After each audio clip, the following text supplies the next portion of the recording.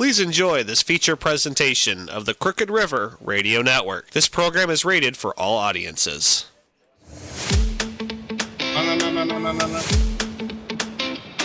Hello.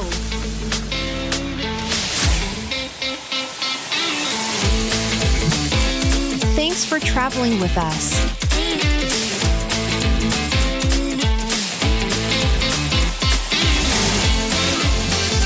We'll be approaching Elmer's world soon.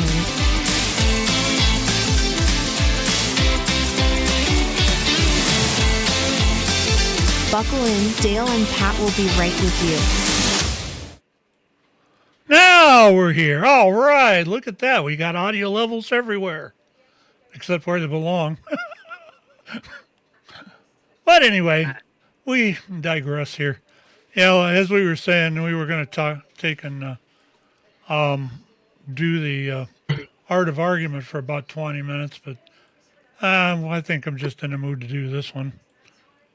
It'll be good enough. As you can probably see and hear by the music and that, we've finally starting to get a hold on this one. The show's actually coming, the intro and outro is starting to come together pretty well. And I got bigger and better things coming for this. Anyway, hello Dale, how are you, sir? Well, very upright and breathing, good. Yeah. I had a very bad experience today with a certain technology company who I will bring up when it comes up. But, yeah, other than that, I'm doing great. Well, that's good. We don't want to name that technology company. Oh, we will. We will. When it comes time, we will. Oh, okay. Anyway, we're welcome to the Elmer's World for the second or third one we've done so far. Oh, we're getting there. I think it's the third one. I think we're up to 3. Yeah, we're tonight we're going to talk about your brand new into amateur radio, and you wonder, what do I buy? What antenna and what radio should I buy? It's going to depend on your license as far as what level you're at. But I intend to, we'll give you for the first, I hate umming. For the first round, we'll do just what comes with what you should know when you get your technician's license. Then we may touch on some other stuff after that. The big thing is you're going to get started now. You've already passed the test, at least for the technician, and now you're thinking, oh boy, let's go to DX Engineering. And you know what? I can bring that site up.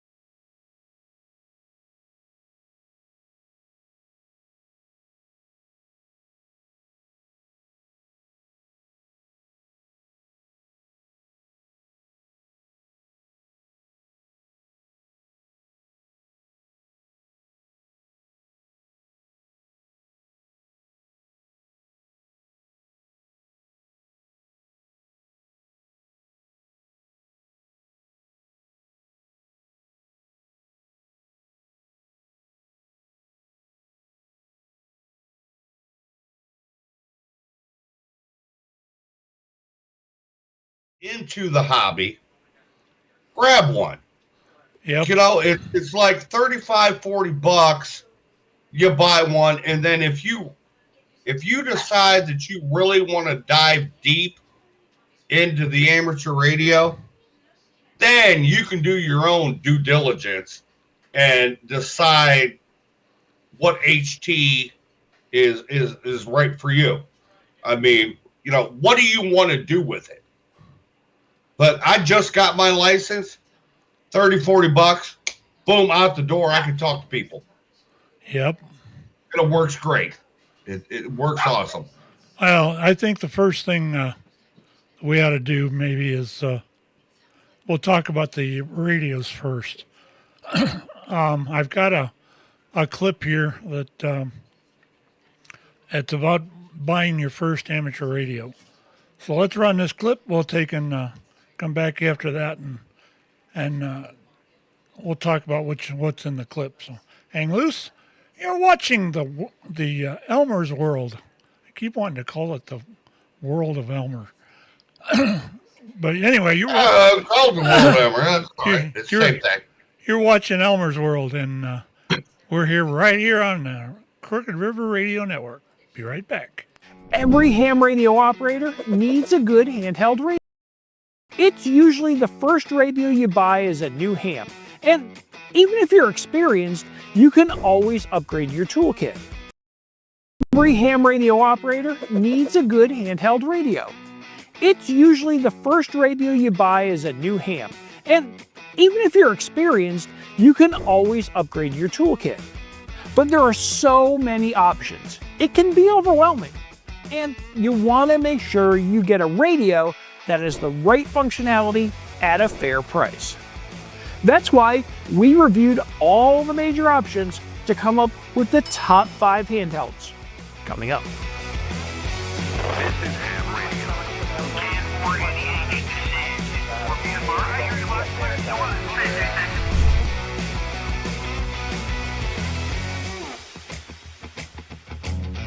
I'm Jim N4BFR, the lead instructor at Ham Radio Prep.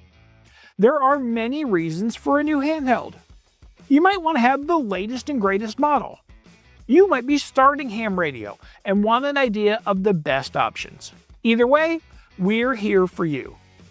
We're going to count down what the Ham Radio Prep team thinks are the top 5 handhelds in ham radio right now.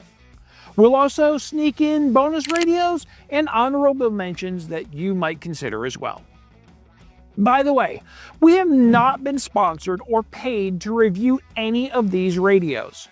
This is our honest opinion on the top handheld radios today. We consider factors like price, functionality, modes of operation, and ease of use in our ranking. Ready? Let's get started with number 5. Some of the most popular and iconic beginner radios are from Baofeng. There are many options available online for less than $100. You can't go wrong with purchasing a Baofeng. They are very affordable and have the basic functionality you need. It's super easy to find guides on how to program and operate them. Baofengs are most common with beginners, but even experienced hams will often have one lying around or in the trunk of their car as a spare. The Baofeng BF F8 HP Pro is our top choice in Baofengs available today. It's built on the most popular and universal Baofeng platform. However, this one is upgraded for more power and functionality. This enhanced version has a nice full-color screen too. This radio allows you to transmit on the 2 meters and 70 centimeters bands. These are the most common in ham radio for handhelds. In fact, all the other radios we mentioned in this video will operate on those bands.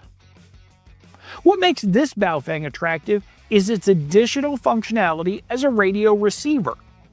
You'll be able to pick up FM broadcast, the weather service, aviation band, and GMRS while scanning. With 8 watts of power output, you can expect to work simplex contacts in the 5-mile range. You'll also be able to operate via local repeaters in town to give your signal an even longer reach. Our honorable mention in the category of low-priced radios is the Quanchang UV K5. If you like hacking your gear, this might be the best choice for experimenting. It's less than $30 online. To us, that's a price where we're not going to worry about breaking it. These two radios both come with USB-C charging, which is great. This is an emerging trend over the last year or so. We like the fact that the days of proprietary cables will soon be behind us. Now, we put these in as number 5 because there are some downsides. With these low-priced Chinese radios, you don't get the same signal quality and fine-tuning. They also don't have some of the digital options you'll find in other radios in our list. But at this price point, it's worth picking one up.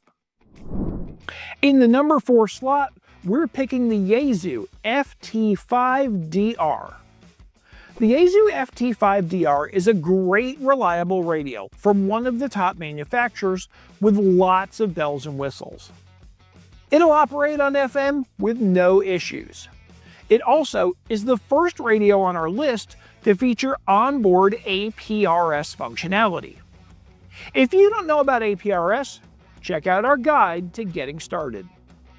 This has a nice big colored display. In fact, it's the only one on the list with a touchscreen. Plus, it has all the waterproofing and ruggedization you want in a handheld. Yaesu radios support the popular digital mode called System Fusion. You might hear it as C4FM. Relative to digital modes, Fusion is easy to configure. The FT5DR is the top of the line Fusion radio. You should find one for less than $400. It also has advanced features like Bluetooth capability. One add-on you'll want is to pick up a micro SD card. You can use this for programming or recording contacts. There is an option to get on the System Fusion digital bandwagon for about half the price. Our honorable mention here is the Yaesu FT70DR. It has a simpler LCD screen and costs less than $200. One thing we don't like about the Yaesus is that they have not adopted USB-C integration on their radios. So expect to pay a few extra bucks to add on the appropriate programming cable for your radio. You'll want it for setting up repeater memories. You can do some of this on the 5DR by cycling the SD card in and out of the radio. But in our experience, you'll have better luck with the cable. Do you want a rugged radio with great quality without all the extra bells and whistles? Look no further than the Yaesu FT65R. Rugged, reliable, and high quality. That makes the Yaesu FT65R a great choice for emergency communications. We've even featured this radio in our MCOM 101 and Ham Radio Basics courses. Despite also needing a proprietary cable, it's straightforward to program. It's currently selling for $109 online. Another feature we like is manufacturer supportive accessories. For about $220 all in, you can get the FT65R with a spare battery, speaker mic, and programming cable. Plus, throw in a third-party antenna for some extra gain. If you buy the Yaesu, you'll drop it in its cradle for charging and be ready to pick it up and head out the door. We also cover programming the FT65 in our Ham Radio Basics course. Similar to the FT65R from Yaesu is the FT4XR. It's a little smaller than the FT65 and about $10 more, but it has roughly the same features and accessories. So if you want something that fits in your hand a little better, think about the FT4XR. Here's a third option to consider. Call it our honorable mention in the rugged and reliable category. Check out the ICOM IC-T10. It's about $40 more than the Yaesu, but it has the same options to add on like extra batteries and speaker mics. In the testing we've done, it has a very similar feel and function to the Azu. Coming in at number 2 is the Anytone AT-D878 UV-II Plus. It's the DMR radio that will almost do it all without breaking the bank. From a form factor perspective, brick is a good term for this radio, but it does everything you want. The color screen is easy to read and full of information. If you want good value for a handheld, this is a top candidate. This radio will do FM, DMR, a very popular digital mode, and has built-in GPS for APRS functionality. This is a good radio to shop for in a bundle with accessories. One kit we saw included a programming cable and speaker mic for less than $340. Add in a spare battery, and you're good for a long outing. With DMR and APRS, you should expect a little more complexity. There'll be a learning curve to set this up, more so than the previous radios on our list. With the right tutorials though, it is very manageable. Let's chat honorable mentions. We've been testing a GD88 DMR radio from Radioddity for a few weeks, and it's worked well on both FM and DMR repeaters. It has a bigger screen than the Anytone. Radioddity's bundle has a speaker mic, programming cable, and spare battery. It costs just under $290. A couple of things to remember if you're going the DMR route. It is the most difficult digital mode to program. In the world of DMR, your programming file is called a code plug. In that, you'll have lots of settings to adjust. Just one of those settings is called color codes. Those are really numbers. So if you buy a DMR radio, expect a big learning curve. Don't forget to register your call sign too. To use DMR, you have to get a radio ID number. You can do that at radioid.net. We've mentioned a lot of things we like in this review so far. We like radios that do APRS. We like radios that have integrated USB-C. We get all of that and more in the Kenwood THD75A. This is a top-of-the-line radio, but it delivers. Besides all that, it's a fine D-Star radio. Let's start with D-Star. Around 2004, D-Star started becoming a popular digital mode, and it was all focused on ICOM. They made very functional radios that handled FM and D-Star functionality. I still run with an ICOM ID5100 in my car. Kenwood decided to jump into the D-Star arena in 2016 with a THD74. This quickly became popular among hams. They liked its strong APRS integration and its D-Star support. During COVID, Kenwood phased out of the D74, but in early 2024, it released the D75. The upgrade was worth the wait. All the same features were available in a slightly streamlined package. Hams also got an upgrade from micro USB to USB-C for programming. Plus, we got USB-C charging. Now, instead of a spare battery, you can bring a power pack along and charge on the go. If I can only take one radio with me, I'm taking the THD75. I can make FM repeater contacts, work D-Star, and track my location with the onboard GPS. If I get a good pass, I can send some APRS packets through the ISS's Digipeater too. A super versatile radio. Can anything make this radio better? Here's our request to Kenwood. How about a DMR version? Or why not something that does both DMR and D-Star? It's priced at $750 because of the demand. We have a couple of alternatives. ICOM's D-Star handhelds are very well made and super reliable. If you just want to talk D-Star with an HT, check out the ICOM ID50A. It's got a nice monochrome size screen and USB-C charging and connectivity. It's a great entry-level radio for D-Star at $400. If you want to upsize to a color screen and some additional functionality, get the ICOM ID52A Plus. This is the regular 52A. The Plus means it has USB-C connectivity and charging. It has some fun features you can do via Bluetooth, including sharing pictures. The downside is that you need someone else with a high-end ICOM to be on the receiving end to get the pictures. We found this priced at under $700. On the ICOM radios, instead of APRS, you'll get DPRS. It'll send your location data along with your voice transmissions when enabled. We mentioned that the top-of-the-line Yaesu has a slot for micro SD storage cards. You'll also find that functionality on these 3 D-Star radios. Plus, you can save memory settings and pictures. And you can set all 4 of these to record your QSOs. Record them as you go and log them later. D-Star does share one function with DMR.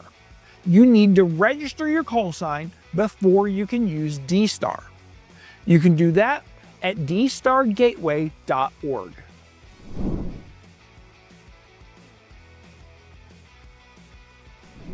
Now that you've seen the top options on the market today, let's recap to help you make a choice. First, let's go through the list by radio functionality. We'll start with 2 radios that have the basic functionality for working FM simplex or repeaters. Want an inexpensive radio that covers 2 major handbands and a wide range of receive options? We chose the Baofeng BF F8 HP Pro.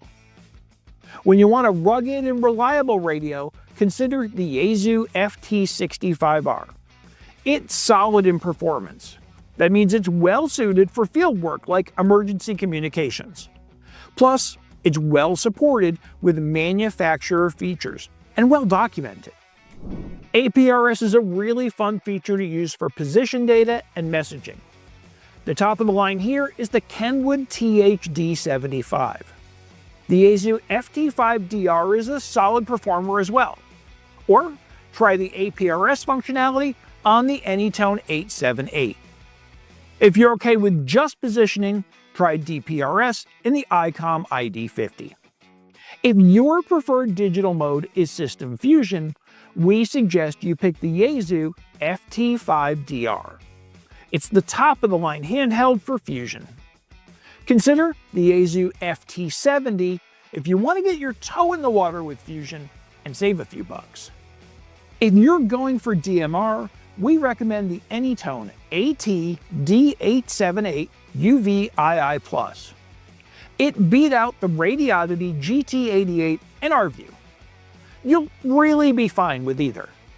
Maybe a tip here is to find out which one a friend has and pick that one up. Then you can do some code plug sharing. That will help with the early programming learning curve. Our top D-Star handheld is our top pick overall. The Kenwood THD75 is very versatile. It does FM, D-Star, and APRS natively. It has GPS on board, and you store all your memories and recordings on a micro SD card. You access it all and can even charge with a USB-C connection. Now, if you want to get a D-Star handheld for less, you will not be disappointed with the ICOM ID50 instead. Sometimes it's not about all the features you want, it's about all the features you can afford. So let's review our top 5 by price point. The Baofeng BF F8 HP Pro is under $70. For that, you'll like its 8 watts of power. You can use it for FM simplex and repeaters. Plus, the options to receive other bands and USB-C charging. The rugged and reliable Yaesu FT65 runs around $110. All in with add-ons, you'll only spend around $220. The Anytone AT-D878 UV-II+ is available as a kit. Bundle up for less than $350. Then hit the road with FM, DMR, and APRS functionality. The top-of-the-line System Fusion pick is under $400. The Yaesu FT5DR will get you into the APRS game as well. Budget some extra for accessories, including a proprietary programming cable. Our number one pick is a top-of-the-line radio at a top-of-the-line price. At $750, the Kenwood THD75 is worth it for D-Star and APRS functionality. Thanks for watching our top 5 handhelds video. We go into much more detail on getting started with handhelds in our ham radio basics course. Okay, I think we can drop that out of there. Yeah. Yeah. Yeah, we could definitely have a discussion about that video. Well, what I was really getting the point of, it doesn't mean you can get as much out of a $35 radio as you can $750. Thank you so much. You would. I would never pay $750 for an for HT. a HT that I'm using to just talk around the block, down the street, maybe hitting a repeater and talking to some people. If you're in the hobby enough that you want to talk to others, you're going to probably bring a mobile station into your home and an antenna to speak with them. Your HT is more of a little fun thing. I mean, yes, I guess it could do really good things, but I'm not going to pay $750 for an HT. It ain't happening. Yeah, I paid over $100 for mine, but you're a lot in the line of thought of a lot of people. If you're new into ham radio, and you would just want to get on the air, I can show it here. This is actually the Bofeng UB5R or UV5R. Oh, that's got to be better than a 5R. That's bigger. No, it looks like it's got the 5R guts in it. These radios will do pretty much everything you want to do in the band. Absolutely. This thing will cover the aircraft band. It'll cover clear up to. Okay. The ones I have will not do aircraft bands. Oh, you more than likely might be able to. So you paid a little bit more. That's not. You want to know what I paid for that radio? For 2 of these, not just one, but 2 of these, I paid $59. The thing that you got to watch, though, when you're buying these cheap radios, is that some of them will produce a what they call a side tone, and it'll be like it'll be a multiple of whatever frequency that you're on. Say if you're on 144, the next harmonic is going to be I think it's 288. You had the frequencies together. Excuse me, and that'll give you the frequency that the harmonic is on. Let me finish. Here's my thing. Let me finish my thought. If you're buying a radio, like you said, that UV5R or something similar is perfect to get someone on the air. Right. Okay, and that will get them talking and get them handling their business. Right. If you are into the digital modes where you're doing the DVR and all the other whatnot, that at this point, now, you're looking at a mobile base station, and that's where you start to put your money into, is into that radio to allow you to do what it is that you want to do. But Well, a handheld is, it might as well be a walkie-talkie. So to pay for a handheld that does this, and this is ignorant, because a handheld, an HT is nothing more than a walkie-talkie that you're talking to a select group of people with. So you don't need all those plugs and whistles on that, because that's all that's meant to do. Now, when you set up your base station, now you can start to throw some money into what you're doing and buy a radio that accommodates what your needs are. yeah. Well, and that's the truth. It depends on what you're wanting to do with the radio you're going to match up yourself with. I don't happen to have $750 laying around for an HT. If I had $750, I'd be going out and buying myself a dual band mobile rig. And My HF probably cost me that much money. And it's some of them do. That is not cheap garbage.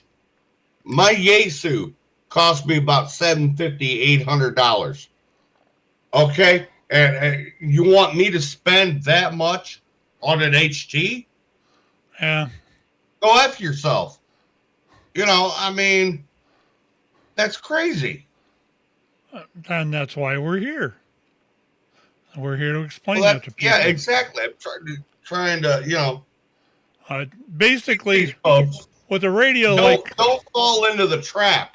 with a radio That like guy this, made everything sound like it was so beautiful and so perfect. And if you buy this $750 radio, you can do this and you can do that.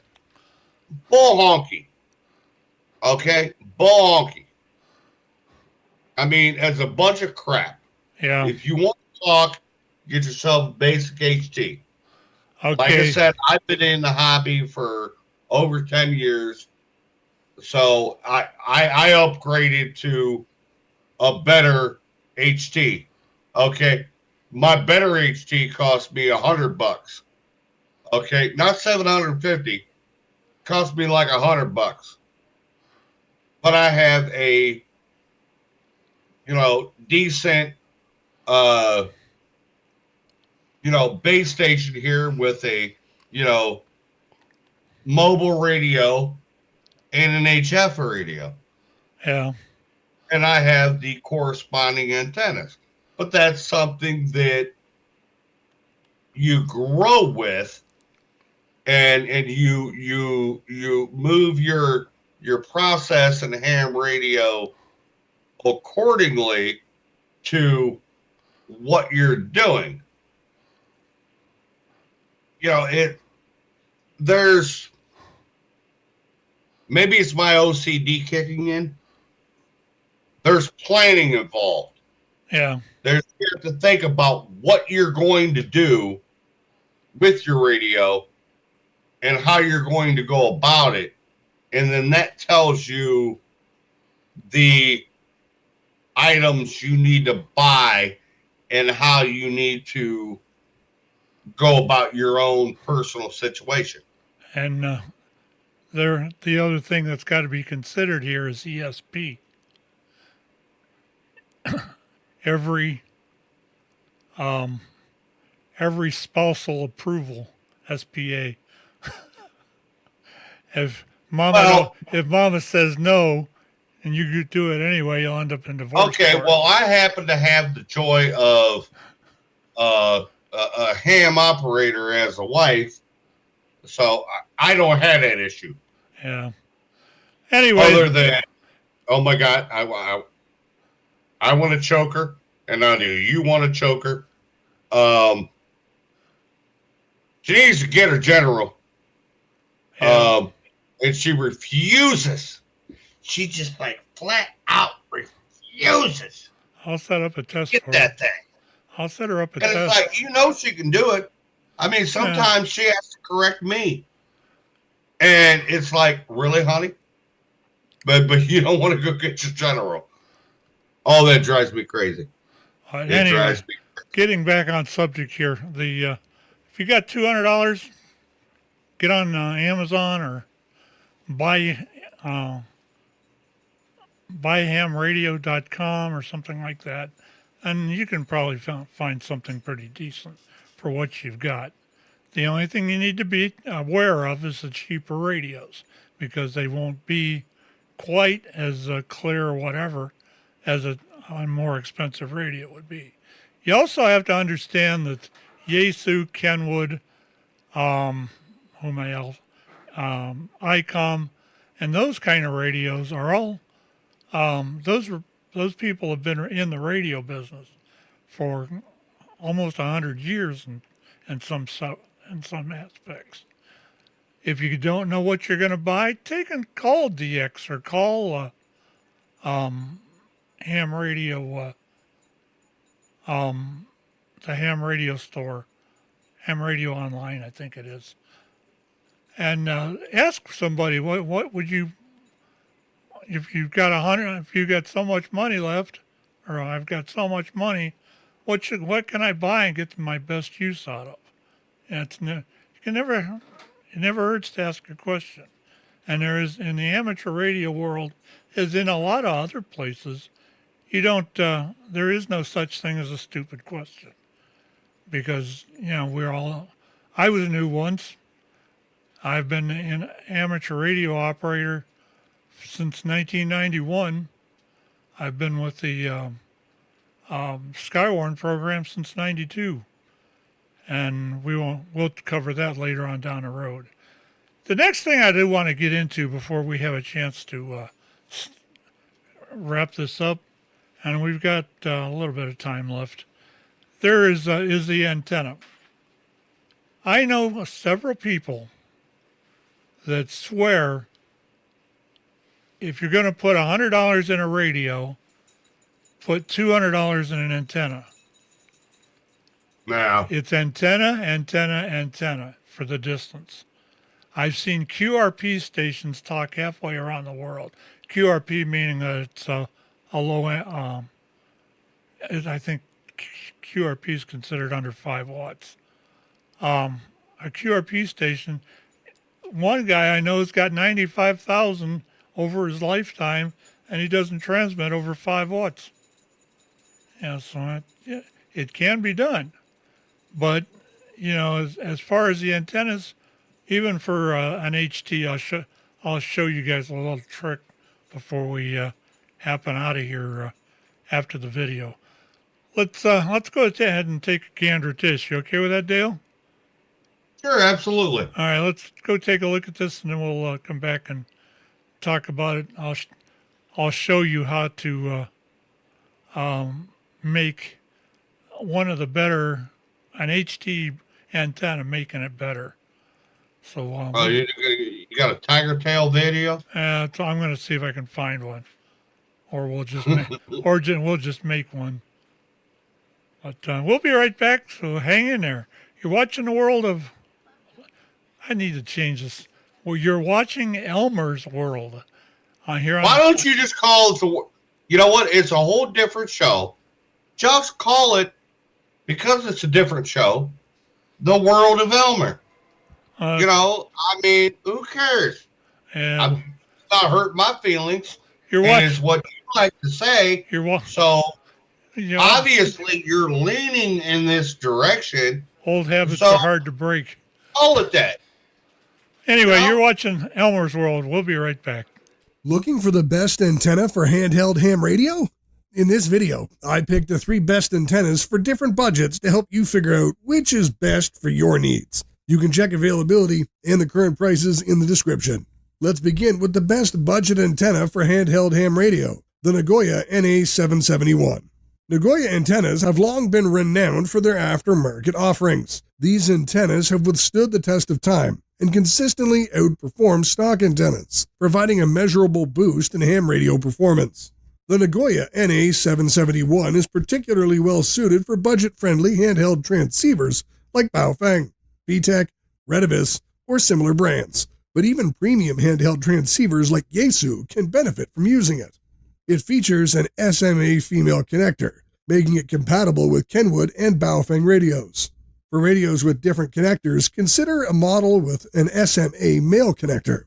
An extended antenna cover is desirable for the NA771's connector, as it offers protection. The antenna's 15.6-inch length allows for a quarter-wave whip on the 144 MHz band and a half-wave on the 440 MHz band. This length, however, can be cumbersome for users who carry their handheld transceivers on belt clips. In this case, the Nagoya NA771R, a retractable version of the antenna, is worth considering. The 771R can be reduced to just 4.25 inches when necessary.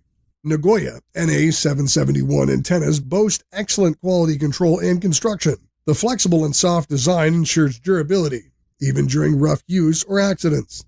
With a 50 ohm impedance and optimal VSWR of less than 1.5, the NA771's average gain compared to stock antennas is 2.5 decibels.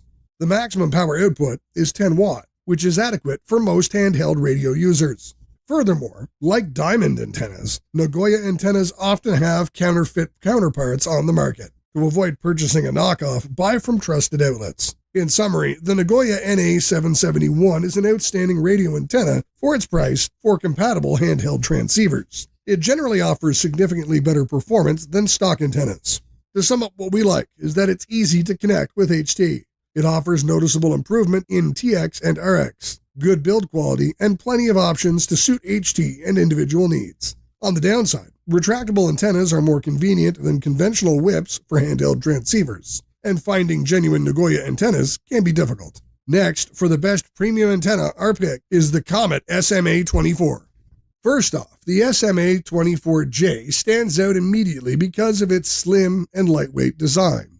It's definitely thinner than competitors like the Signal Stuff Super Elastic and Diamond SRH77CA. Personally, I find this thin profile handy because it's less intrusive when you're using your handheld transceiver while walking around. Unlike thicker antennas, you're less likely to be annoyed when it inevitably hits you in the face. Performance-wise, the Comet significantly improves your signal compared to typical stock antennas. You will notice an immediate difference, especially on 70cm band, with clearer signals and improved repeater access. If you've got something like the Yaesu FT60R, you'll absolutely see improvements over your stock rubber duck antenna. But here's where we need to be real. The Comet SMA-24J isn't exactly a powerhouse on the 2-meter band. Compared to some stock antennas from Chinese brands like Oshun or even improved Baofeng antennas, the difference might be negligible. When looking at durability, here's a heads up. The SMA-24J feels delicate. Many hams, including myself, have noticed a tendency for it to bend permanently, or even break near the base after minor drops or knocks. If you're tough on your gear, maybe you're biking or hiking a lot, expect this antenna to potentially fail sooner than you'd like. Comet really needs to reinforce that base area to withstand typical mobile ham use. In direct comparison to similar antennas like the Diamond SRH77CA, the Comet generally wins out in terms of slimness and usability, but falls slightly behind in durability.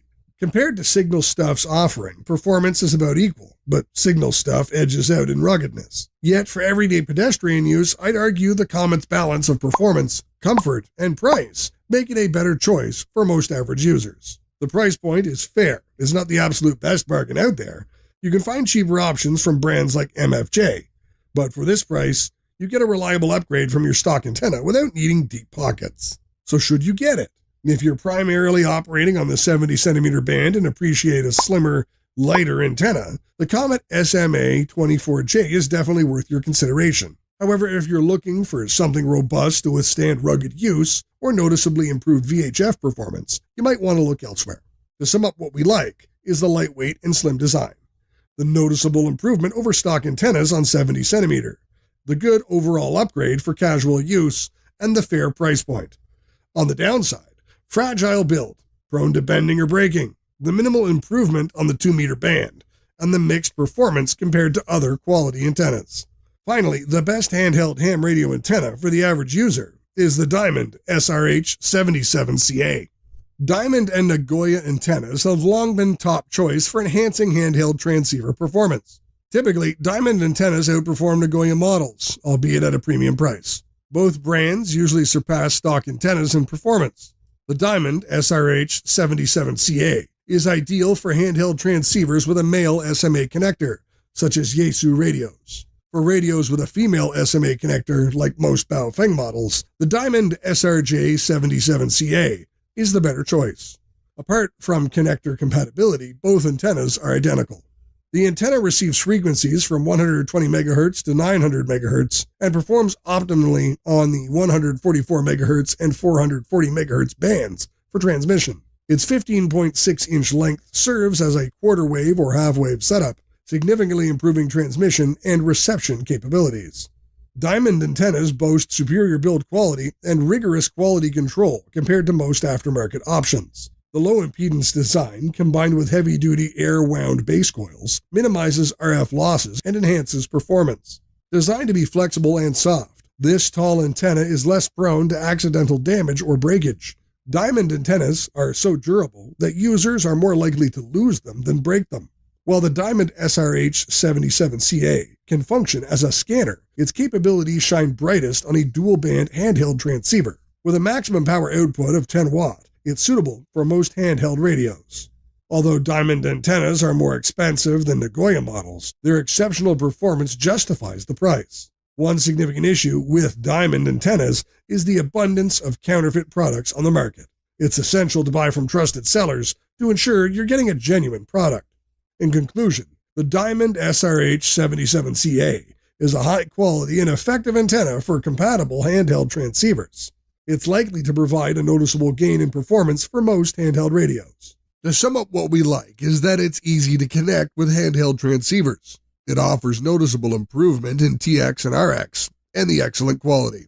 On the downside, retractable antennas are more convenient than conventional whips for handheld transceivers, and it's difficult to find genuine Diamond antennas. Thanks for staying till the end. Remember, you can check out current prices for all these antennas for handheld ham radios in the description below. And if you're interested in more radio reviews and suggestions, be sure to check out the videos showing up right now. Have an awesome day. Okay, we're back now. That video was funny. Right there, I don't know if you can see it or not. That is a Nagoya antenna. It's 15 inches long, 15.5 inches long. And it'll plug into the, I took it off my other Baofeng here. That, the nice part about some of these radios and some of, as far as HTs go, low wattage is definitely sometimes a hamper. Sometimes you want to get as many watts out of a radio as you can. There are most of these Baofengs and the other cheaper Chinese radios, along with the Yaesus and that, will come with a battery pack that is expendable.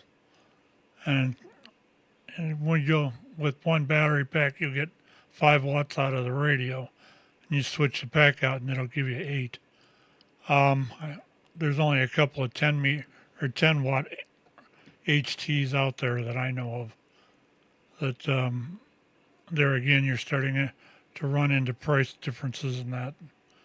I think if I was going to recommend somebody, and I've given quite a few of these radios away at Hamfests and stuff, the best thing to do is to take them and get a cheaper radio just to see if you're going to like it first. You can also figure out how to expand antennas and stuff like that and get out a little bit better. I mean, figure out how you want to, live your life as a ham radio operator. Because there are now so many options Decide what it is that you're truly wanting to do. You don't have to explore every single option. You have to explore the options that you find desirable. Yeah, you know, the way that some of this works too is both things and that didn't come along until almost the late 90s. And that was where the shell cracked and you started getting the cheaper radios. There used to be, when I got into radio, you were paying $300 and $400 for an HT, or you didn't talk.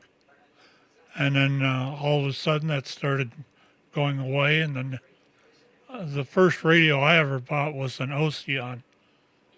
And I was up at what used to be AES, which was a ham radio outlet place. And I'm in that, and this guy comes up. He says, "You need an HT?" Well, I've always thought about one. He says, "I'll sell you one right here." And of course, this was a salesman there. And he showed me, in fact, I still got the radio. Oh, if I can. Oh, never mind. It's too far over. Oh, Lord, your old ass still has your first radio. Yep. Oh, man. That was the first HT I ever bought. That's nostalgia right there. But the big thing, aside from amateur radio, is all these HTs are capable of hearing more than just the amateur radio bands. Like I said, some of them started like 132, which is the airport frequencies.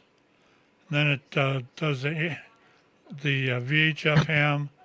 And then it goes to UHF ham and above. And the nice part about it used to be you could hear some of the local police departments before they went trunk lines and all that stuff. You could actually get a radio that you were able to listen to that on. It was like a scanner. And I enjoyed that HT that way. And if I was walking around, wanted to hear some music, I just put her on FM and let the music go. Not that anybody else wanted to hear it, but I liked it. Anyway, I guess the fact I'm trying to point out is a lot of times there's more to these radios than what appears. A lot of them have these extended range receivers. Some of them can be opened up. However, I don't condone that, because if you're going to do that, you might as well get yourself a decent receiver and just do it that way. And it's pretty much there. It's all amateur radio toys, and they're fun. It's fun to play with. I'll sit over here on the couch a lot of times just listening to the HTs because I don't feel like getting up and staying on a radio. And if anything comes in, I can usually crawl over here to the radio and talk to whoever's out there. But that's the stuff you got to consider when you're buying your first ham radio. If you can afford as much as a couple of $100, you can get yourself what they call a dual band mobile, and those radios are pretty decent all in all. As that guy was mentioning, there's a DMR radio, which is it's a digital mobile radio is what it's called, and you'll be able to talk to. You'll be able to actually get into DMR, which is digital coding. You're still able to hit repeaters and that, but it's all packetized delivery for. It comes out of the radio on a packet, and the receiver hears it and then rebroadcasts it. So you get a little cleaner of a signal with it. But all in all, it's still a basic UHF VHF antenna or VHF radio. I was going to tell you about the one of the explanations for antennas that I've played with myself, and I've also taken and had others people tell me what they've experienced. You can take an antenna like this and hook it onto a radio. Let me give you the other one here. And then what you want to do is you want to cut yourself a piece of any kind of braided wire, and you can see the ground on this antenna. You got to be careful that you don't short it out, but you want to attach it to the ground there and just leave it hang down, or you can take and wrap it around a pencil. It's what? And those are called tiger tails. Approximately 2 feet. It's supposed to be. I forget the amount of inches because you're talking about a tiger tail. The tiger tail is about 15 and a half inches from the antenna down. So that's what you want to do. When you have this way, and no wire, no wire hanging from it, that's just a straight antenna. When you take and you put that tiger tail on it, it turns into a dipole, which anybody in amateur radio usually knows what that means. And what you're doing with that is you're giving the radio more antenna to transmit out of and receive into. And the tiger tails actually work. It'll increase your signal receive wise probably 2 or 3 dB anyway. And when you're at the marginal point getting into the repeater, and you throw that thing on there, you can make it into the repeater like that. A lot of the amateur radio, as far as the technician's course is concerned, that's everybody deals with these SWR things and crafting antennas and stuff like that. If you're one that you're a builder, that's the most fun I think I've ever had, is taking and building an antenna from scratch. You go out and you buy the wire, you buy the balun, you buy the connectors and all that, and you can string up a long wire that way. There's 2 or 3 different types of that we'll go into sometime down the road. But all in all, if you're just going to get started and you just came out of the test, my suggestion, at least to get your feet wet, would be get on Amazon, find yourself a Bofeng UV5R, and do a little research on it to know how to set it up and everything, and you'll be fine. It'll be all right till you can afford something else, which unfortunately there is this thing that exists. It's called the never-ending fee or cost that it's like the old saying goes, if you want to play, you're going to pay. And if you want a big radio, you're going to pay. If you want the fun of a medium-sized radio, you're going to pay. If you want a mobile, you're going to pay. But then again, that's part of the fun of it. Well, that's not exactly fun, but it's fun to know. Well, I mean, it is fun when you get it home. You start opening the package, like we was talking about. It's like Christmas and shit. You know, you open up the box and it's like, oh, look what I got. Oh, look at this. Oh, isn't this cool? Yeah, I mean, it's like Christmas. Yeah. I mean, what I was finding funny about the video you showed, and it scares me. The exact antenna that they were talking about was the #1 antenna for the HTs. Yeah. Is exactly what I have on my radio. Oh, sweet. But then they were talking about, oh, there are knockoffs out there. And I'm like, well, do I got a knockoff or is this a good one? I mean, I don't know. So hopefully I got a good one. It'll have. I mean, it hasn't failed me yet, but if it's got the Nagoya signature on the side where it plugs in. It's diamond. Oh, diamond's pretty good. Yeah. Well, but they were saying that there are people putting out knockoffs. Yeah, which there is. But I can see on here diamond and the exact numbers that the individual read off. So I'm like, oh, darn, I got it. Okay. So I did pretty good, Yeah. What I will say, okay, to handle that is, all right, any of you amateur radio operators out there, you buy a HT, you get those little baby antennas. I don't care who you decide to buy from. You may pick the best company, you may not pick the best company, but the taller antennas will give you, more area to speak with. So they do help you. Just, do your due diligence, do your research, and buy a good one.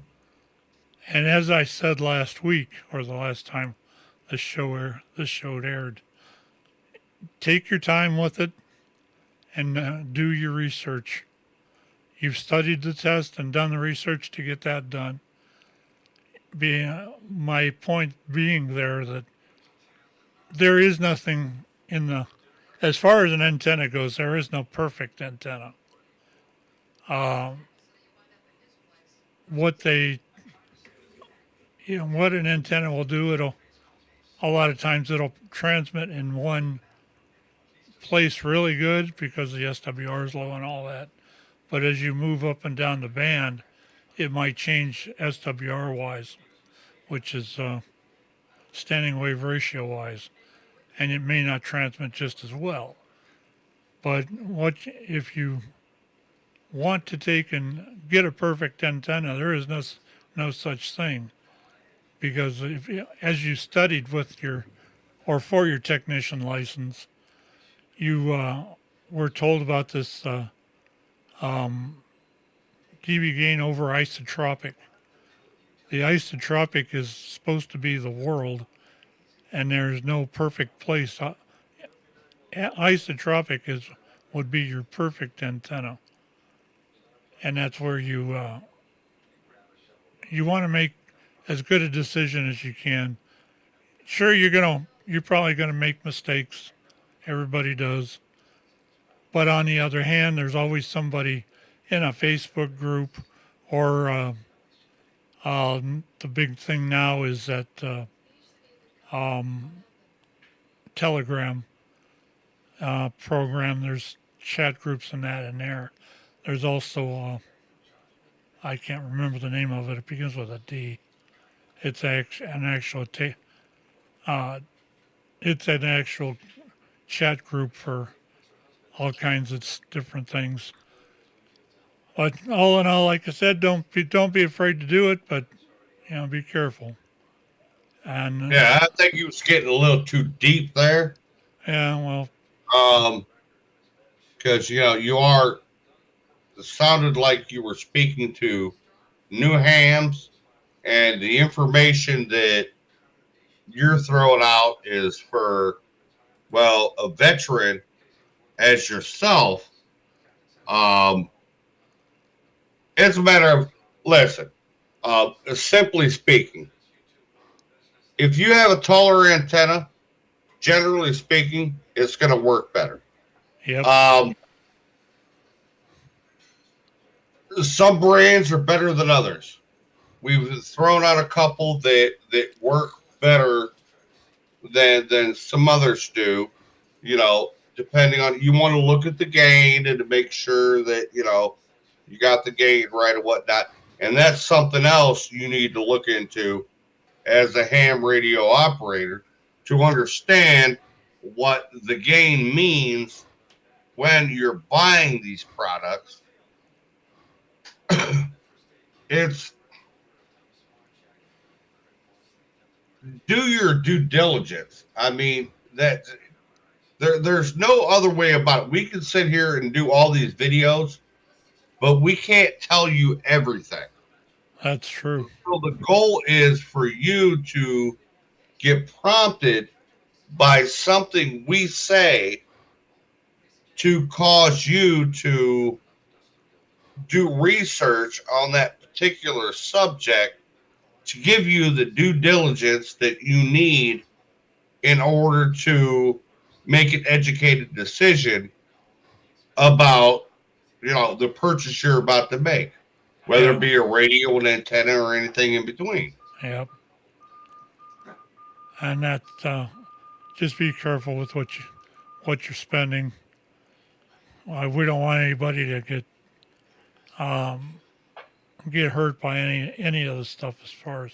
Hey, listen, I got a radio in the cupboard over here. I got a radio in the closet that I had for a short amount of time, and I was using it as a base station, and that thing just croaked. And you know what? It was a piece of garbage, and I picked it up at a ham fest thinking that, okay, decent radio, but I didn't do my due diligence and my research beforehand before I bought this thing to know exactly what I was getting into. And you know what? It bit me in the tush. So it's all I can do is take that, probably $150, $200, throw it down the drain and mark it up to experience. You will probably run into that in your own life. It's quite possible that you buy something that you think is this is going to do what I want it to do, and then you find out it's just garbage. It could happen. So that's why I stress, do your due diligence. When you're looking at radio, I want a mobile radio. Go to YouTube, and put in a couple mobile radios and watch the videos, watch the reviews, see what the people have to say, and then kind of go back and forth and make an educated decision on what you want to purchase. Don't go in blind, because if you go in blind like I did this particular time, you're going to walk out the door going, oh, hey, this only costs this much money. And you walk out the door with a piece of garbage. Yeah. And that was basically what I did. Yeah, the whole market's buyer beware. It's always been that way. Anyway, I think we can wrap this up for tonight. I think next week in 2 weeks, we may go into your HF or the mobile radios. What the best out there is. It probably, if I can find anything different, that'll cover something as far as what the best 5 mobile radios are. Maybe we'll do that a little bit. Somewhere down the pike here, I've got a couple of guests that I'm going to get lined up. So I think we're at the point we can probably do that for one or two. I've got, I'm not even going to say who they are because I want to get them lined up first.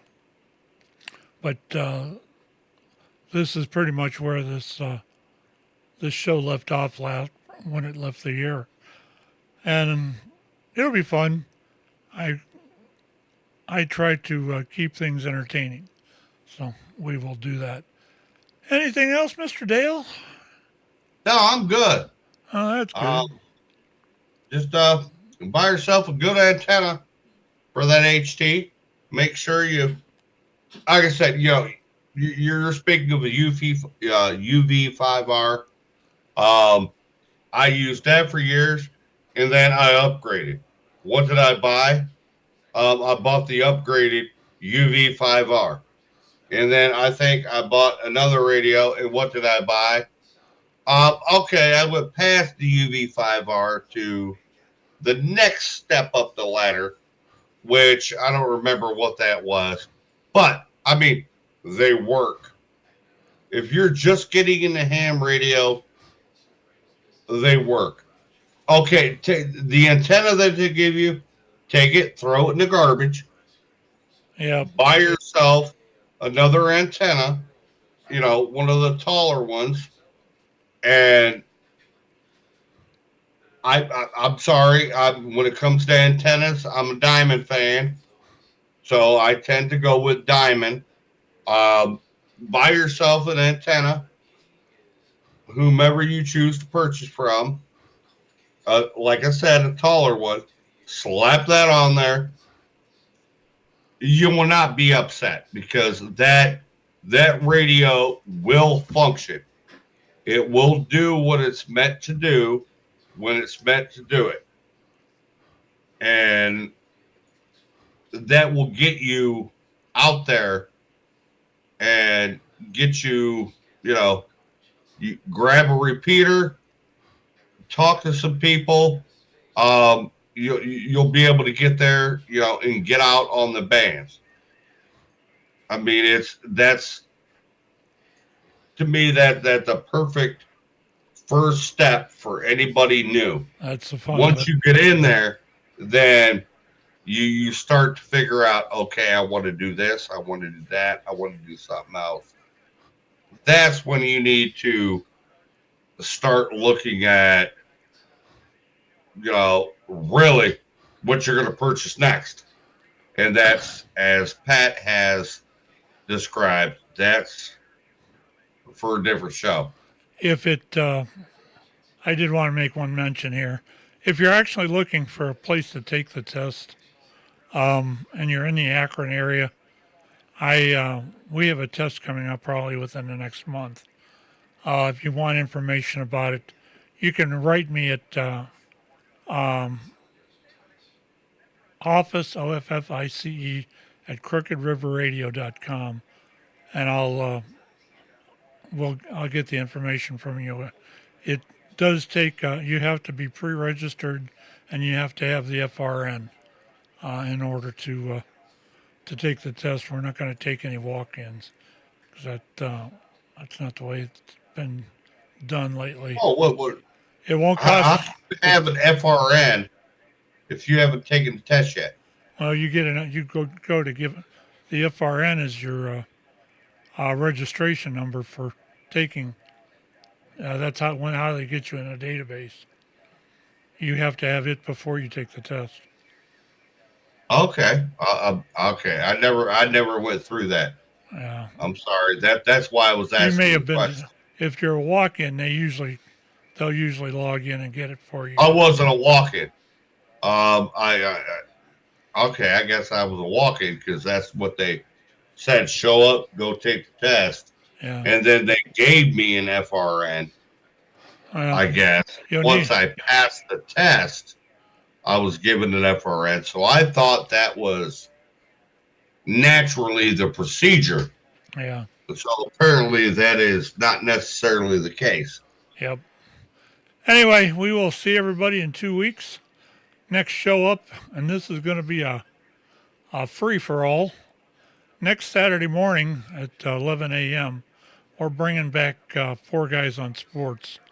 And I've had 2 or 3 people that have asked me to be able to come in as guests.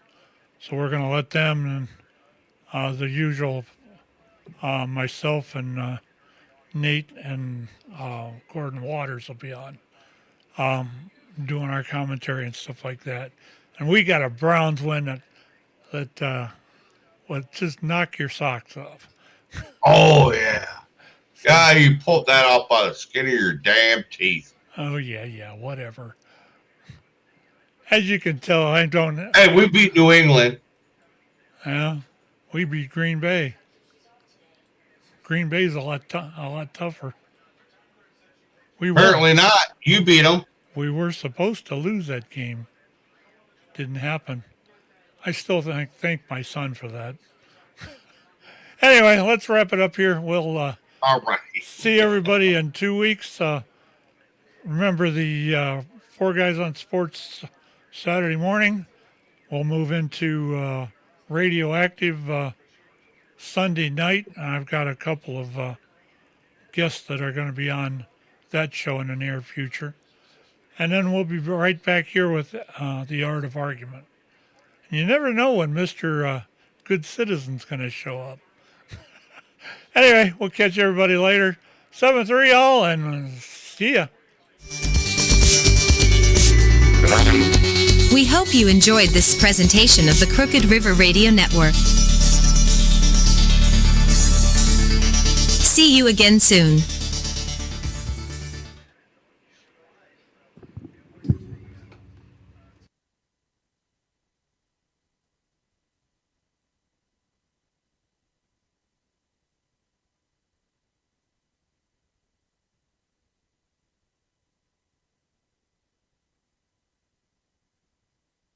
You there? Get your ass back on here. Hang on, I'll be over there in a minute. All right. Okay, I hear your voice. That's all I need.